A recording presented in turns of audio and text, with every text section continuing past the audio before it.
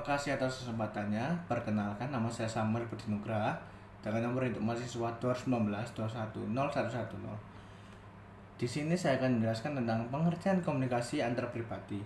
Komunikasi antar pribadi dinilai sangat efektif untuk merubah perilaku orang lain bila terdapat persamaan atau perbedaan di antara satu sama lain dengan topik yang dibincangkan.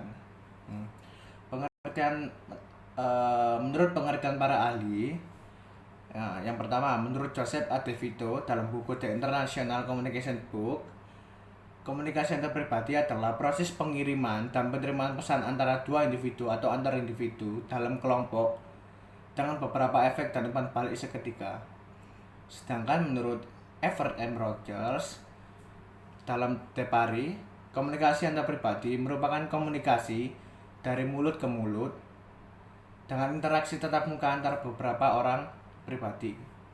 Sedangkan menurut Dean Barlunus yang mengemukakan bahwa komunikasi antar pribadi dihubungkan dengan pertemuan antara dua individu, tiga individu, ataupun lebih yang terjadi secara spontan dan berstruktur. Dan yang terakhir ini menurut Onong Effendi mengutarakan bahwa komunikasi antar pribadi adalah komunikasi antara dua orang di mana kontak langsung terjadi dalam bentuk percakapan, bisa langsung berhadapan muka atau face to face, atau bisa melalui media seperti telepon, WhatsApp, dan lain sebagainya. Ciri khas komunikasi antar pribadi yakni dua arah atau timbal balik. Kemudian hal-hal penting dalam komunikasi antar pribadi. Yang pertama itu komunikasi dilakukan oleh dua orang atau lebih. Yang kedua, menggunakan media atau bertatap muka secara langsung. Yang ketiga, bahasa yang digunakan informal atau formal tergantung dengan siapa kita bicara dan dengan situasi apa kita berada.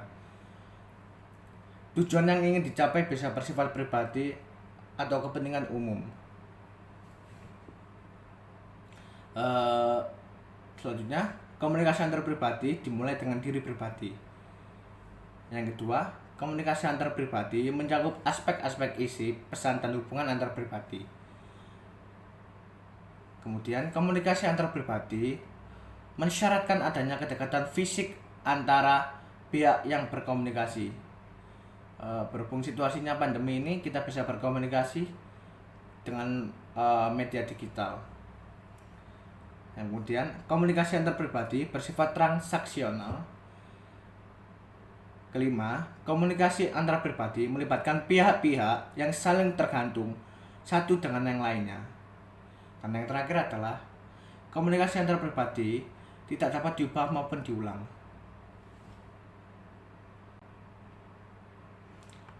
Terakhir saya akan menjelaskan tentang teori-teori dalam komunikasi.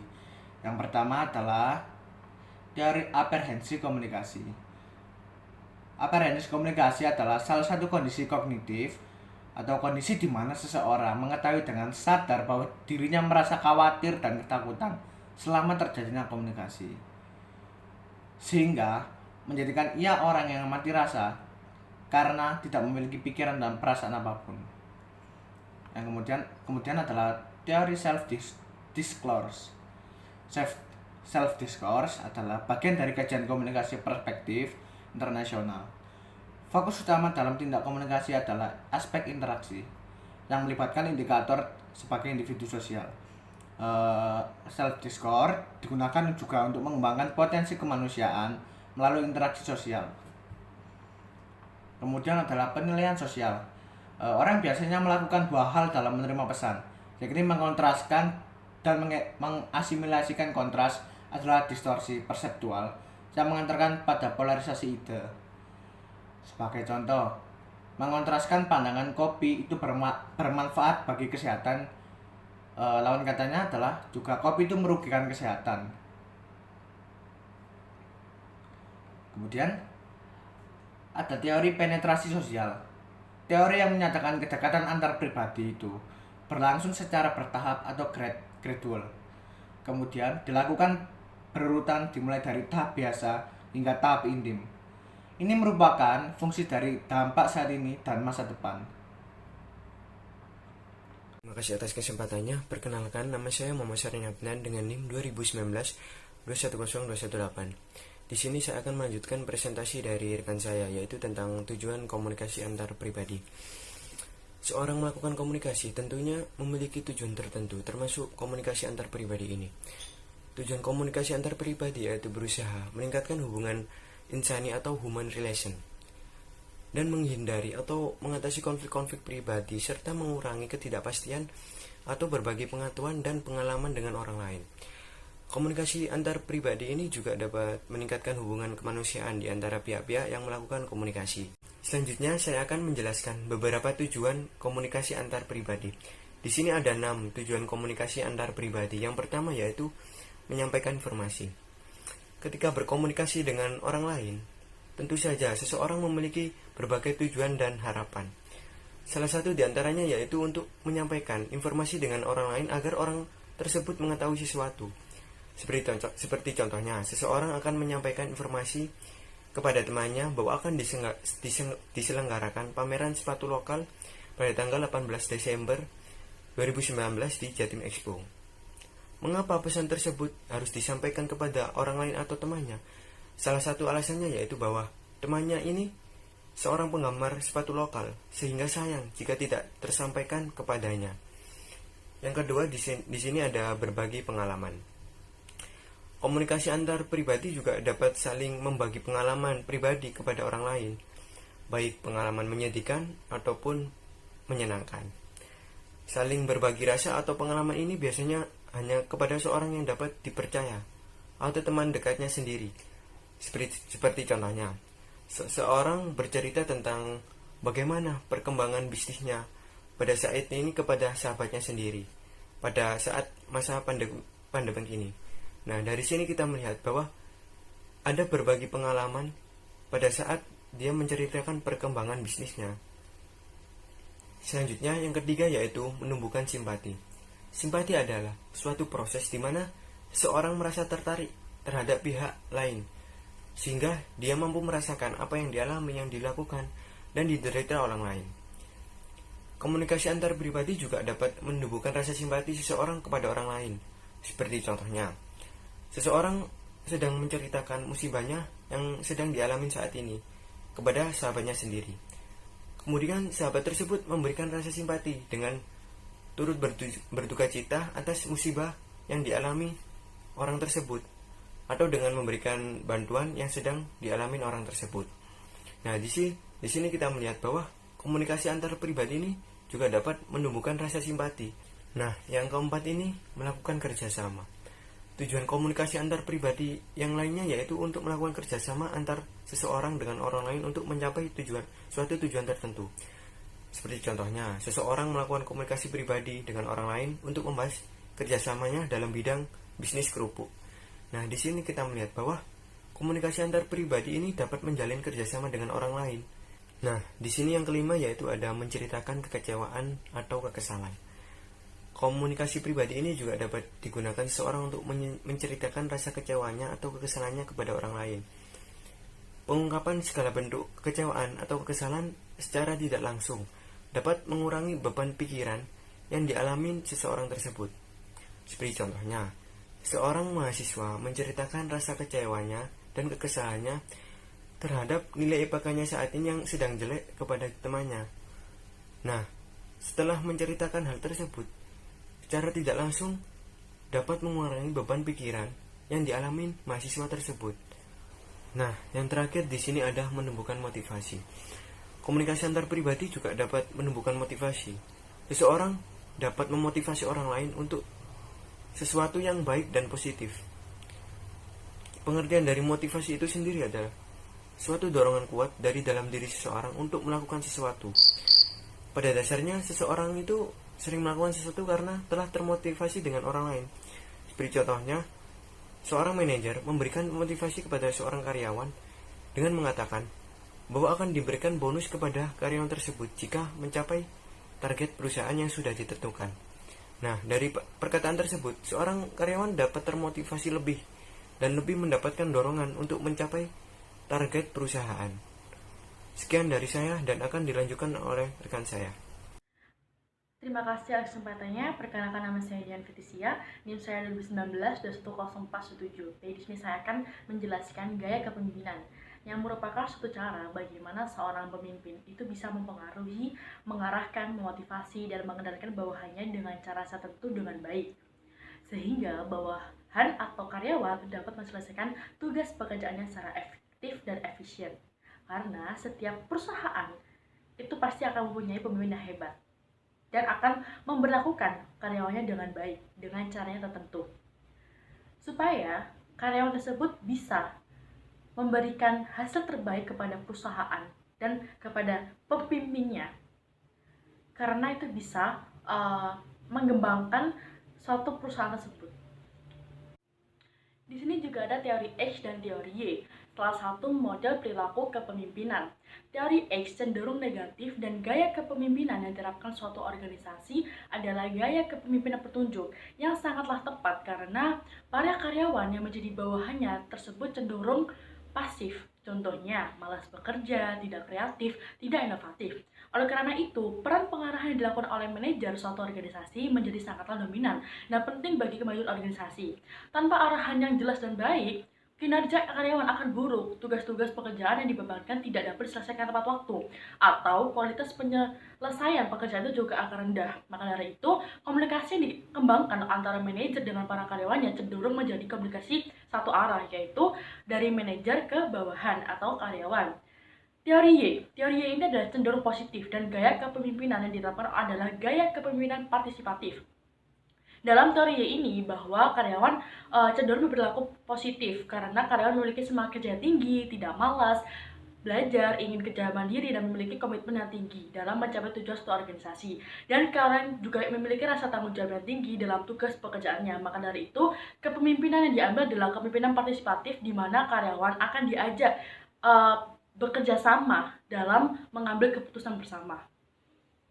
Sini saya akan menjelaskan 4 gaya kepemimpinan, yaitu yang pertama adalah pengarahan, yang merupakan gaya kepemimpinan yang digunakan pada situasi di mana para karyawan ini belum memiliki pengalaman yang cukup dalam untuk menjalankan suatu tugas tertentu.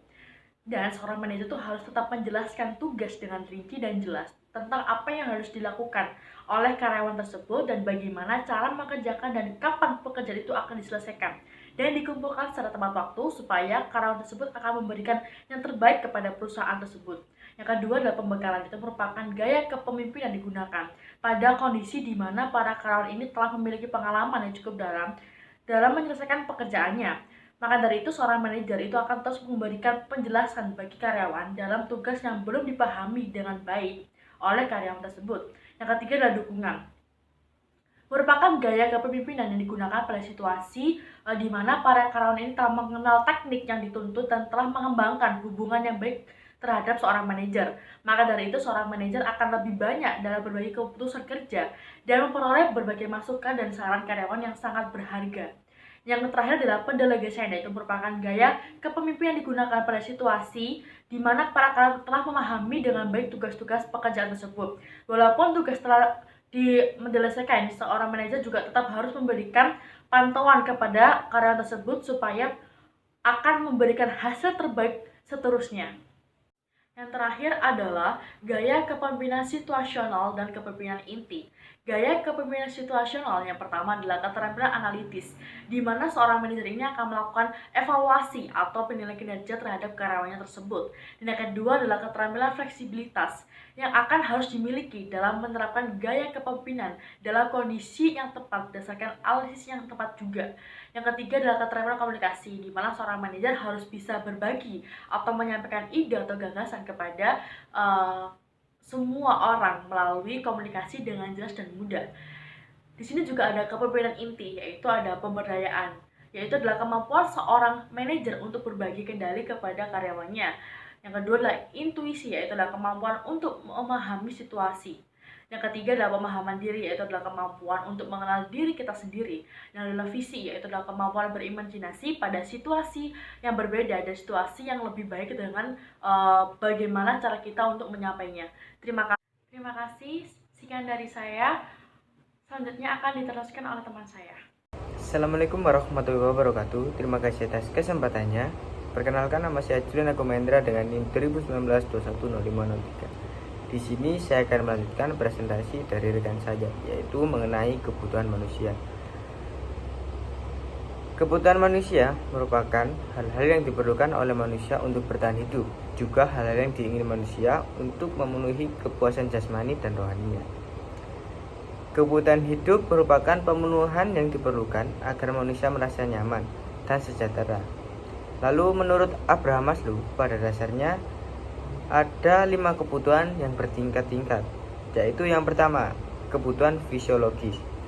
Kebutuhan fisiologis merupakan kebutuhan paling utama, di mana ini mencakup tentang kehidupan manusia. Contohnya sendiri, makan, minum, pakaian, lalu tempat tinggal. Dan kebutuhan fisiologis ini harus dipenuhi terlebih dahulu sebelum kebutuhan lainnya dapat terpenuhi. Selanjutnya adalah kebutuhan keamanan.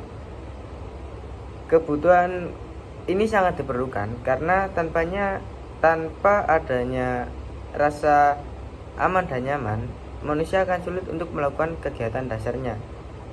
Contoh seperti manusia akan tidak nyaman atau aman ketika sedang terjadi masalah dalam kehidupannya, pertikaian atau hal yang lainnya. Hal tersebut akan mengganggu kebutuhan yang lainnya, seperti kebutuhan fisiologis. Misal kita bertengkar, nanti seperti itu akan menyebabkan mungkin kita nggak mood makan atau yang lainnya seperti itu, sehingga dapat menyebabkan kita sakit atau yang lainnya. Selanjutnya adalah kebutuhan sosial. Kebutuhan sosial ini berkaitan dengan hubungan antar sesama manusia atau bermasyarakat. Karena manusia adalah makhluk sosial, di mana selalu berhubungan dengan yang lainnya. Contohnya sendiri, seperti kita berkuliah seperti ini, kita selalu memerlukan dosen agar kita lebih mudah untuk mengetahui yang sedang kita pelajari itu apa, isi dari materi ini apa, dan yang lainnya. Tidak hanya itu, seperti bergotong royong juga, seperti berkelompok, itu adalah kebutuhan sosial kita agar tujuan-tujuan kita dapat lebih mudah kita atasi. Selanjutnya adalah kebutuhan status, di mana menyangkut tentang ketenaran, kemuliaan, pengakuan, reputasi, dan yang lain. Kebutuhan yang tinggi lainnya adalah kebutuhan akan harga diri, termasuk perasaan, keyakinan, kompetisi, prestasi, penguasaan, kemandirian, dan kebebasan. Lalu kebutuhan status ini pasti kita sudah dapat, seperti status kita sebagai mahasiswa, status kita sebagai anak, status kita sebagai yang lain-lainnya. Lalu tingkatan terakhir dari kebutuhan dasar Maslow ini adalah aktualisasi diri, yaitu kebutuhan untuk membuktikan dan menunjukkan dirinya kepada orang lain. Seseorang itu mengembangkan semaksimal mungkin segala potensi yang ada dalam dirinya agar dapat diakui oleh orang-orang lain juga, seperti ini. Selanjutnya adalah teori de factor. Teori de factor Hesburgh, atau sering disebut juga dengan teori motivator Eugene, adalah teori motivasi yang dikemukakan oleh psikolog Amerika Serikat yang bernama Frederick Hesburgh pada tahun 1959. Dikatakan sebagai teori de factor karena pada teori ini itu pada dasarnya terdiri atas 2 faktor yang mempengaruhi motivasi seorang dalam bekerja. Hesburgh 2 factor teori ini didapat dari hasil penelitian terhadap orang-orang teknisi dan akuntan di Pittsburgh, Amerika Serikat. Hesburgh kemudian menyimpulkan bahwa ada 2 kondisi yang tidak saling tergantung yang mempengaruhi perilaku secara berbeda. Berdasarkan penelitiannya ini, Hesburgh kemudian mengembangkan teori bahwa kepuasan kerja seseorang tergantung pada 2 jenis faktor, yaitu faktor kepuasan dan faktor ketidakpuasan, yang sekarang kita kenal sebagai teori de factor Hesburgh. Sekian presentasi dari saya. Selanjutnya akan dilanjutkan oleh rekan saya. Assalamualaikum warahmatullahi wabarakatuh. Terima kasih atas kesempatannya. Perkenalkan, nama saya Sela Puspa Marieta dengan NIM 2019-210688. Di sini saya akan menjelaskan mengenai mendengarkan sebagai keahlian antar pribadi. Seperti yang kita tahu, setiap individu memiliki berbagai macam tujuan, antara lain berinteraksi dengan orang lain, menerima informasi, mengatasi masalah, dan saling berbagi perasaan dengan orang lain. Mendengarkan jelas merupakan langkah pertama menuju terciptanya pembicaraan, baik dari diri komunikator ataupun komunikan. Untuk menciptakan komunikasi antar pribadi yang efektif, pendengar juga harus memahami bagaimana cara mendengarkan yang baik dan benar. Kegiatan mendengarkan atau menyimak merupakan bagian penting dalam memahami pesan yang disampaikan. Peraga juga berperan penting dalam menyimak ini. Peraga menggambarkan bagaimana mendengarkan dengan aktif melalui pikiran, emosi, serta bahasa tubuh. Dengan emosi, seseorang dapat mengungkapkan perasaannya seperti suka, duka, ragu-ragu, atau yakin dalam mengadakan hubungan komunikasi dengan orang lain. Dengan bahasa tubuh seseorang, kita dapat lebih meyakinkan apa yang telah disampaikan dengan kata-kata dan perasaannya. Kemudian, ada kebiasaan mendengar yang efektif yang akan menghasilkan hal positif. Yang pertama adalah pendengar yang baik akan disukai. Karena apa? Karena mereka dapat memenuhi kebutuhan dasar manusia, yakni untuk didengarkan. Yang kedua, kinerja karyawan meningkat. Kinerja karyawan meningkat ketika pesan yang diterima tersebut dapat dipahami dengan baik. Kemudian, umpan balik yang akurat. Umpan balik akurat yang dari bawahan akan berdampak positif pada prestasi kerjanya. Kemudian, manajer dan karyawan akan terhindar dari adanya kesalahpahaman dan dalam menyampaikan suatu pesan.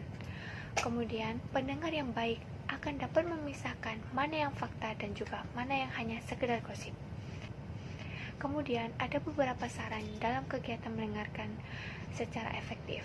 Yang pertama adalah perhatikan dengan baik dengan siapa Anda berbicara, mulai dari gerakannya, kotak mata, dan juga suara serta ekspresi wajahnya.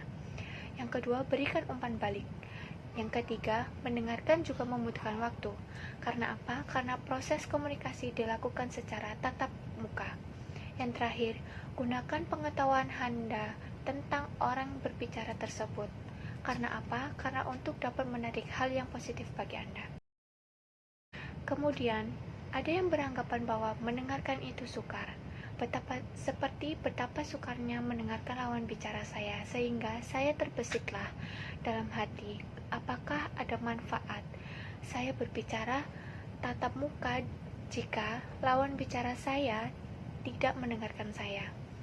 Komunikasi antar pribadi meniscayakan adanya aksi dari komunikator menimbulkan reaksi dari komunikan. Salah satu reaksi tersebut adalah ia mendengar apa yang menjadi pembicaraannya. Selain itu, mendengarkan sebagai keahlian komunikasi antar pribadi bukan hanya dibebankan pada komunikan, tetapi komunikator juga harus memahaminya. Secara tidak langsung, kita telah membuat pertimbangan dan penilaian berdasarkan suaranya. Seperti kita akan tahu beliau ramah atau pemarah, atau bisa juga mengesankan, jujur, dan gembira. Kemudian, mengapa mendengarkan itu sulit? Menurut saya, ada beberapa faktor yang mempengaruhinya. Yang pertama adalah budaya. Karena apa? Setiap budaya di Indonesia itu berbagai macam. Dan masing-masing orang juga berbeda keyakinannya. Yang kedua adalah jenis kelamin, yakni laki-laki dan perempuan. Karena apa?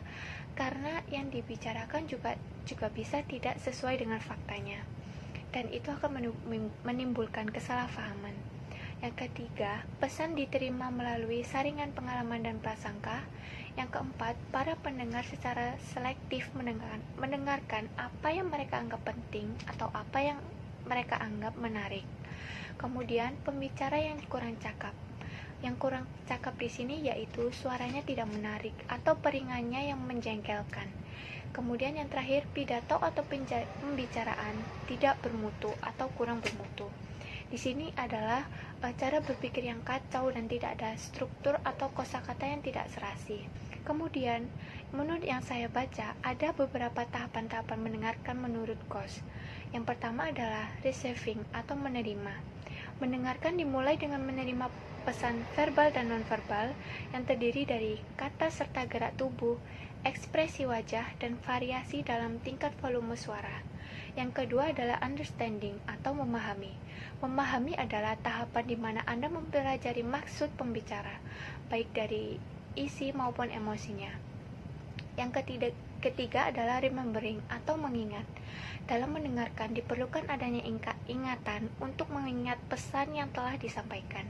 Ingatan berguna dalam melakukan komunikasi agar yang disampaikan sesuai, tidak keliru maupun rancu. Kemudian yang keempat adalah evaluating atau evaluasi. Evaluasi terdiri dari pengambilan dari kesimpulan. Dan yang kelima adalah responding yang terdiri dari dua tahapan. Yang pertama di saat pembicara sedang berbicara ataupun di saat pembicara setelah berbicara. Sekian dari presentasi saya. Wassalamualaikum warahmatullahi wabarakatuh.